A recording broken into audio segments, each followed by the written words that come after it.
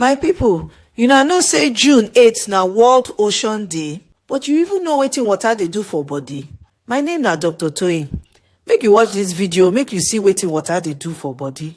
You see, this water e fit save life, but your body na like machine and water na like engine oil.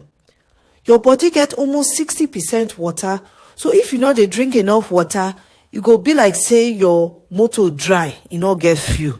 And e get plenty things when water fit do. Make I give you 6 of them. 1, e dey help digestion.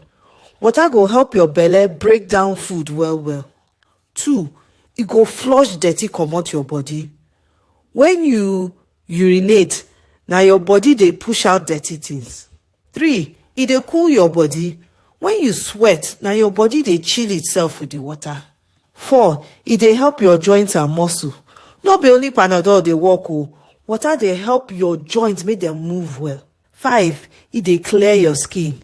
If you want make your skin fresh, water na your best friend. And 6, e dey boost brain power. Your brain dey need water to think, make e dey focus and sharp. But you go ask, say, how much water I suppose drink? Then they recommend say adults suppose drink like 8 glasses of water every day.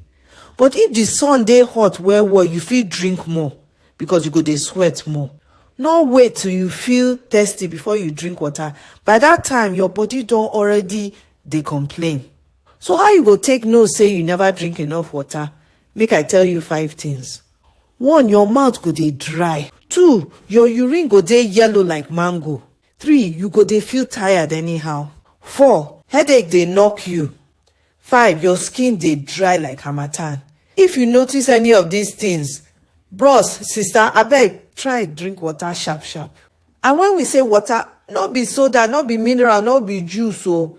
Alcohol sef no be water. Na pure water, bottled water or clean water from tap na you suppose drink. So my people, water na free gift wey fit make your life better. No joke with am. Carry bottle everywhere you go and make sure say water na your best friend. If to say you don't enjoy this gist about water, make sure say you subscribe to my channel, make you share this video. And if you know wetin water don do for you, abeg yarn us for comment section. And until next time, smile because it dey healthy and make sure say you drink water. Una bye bye.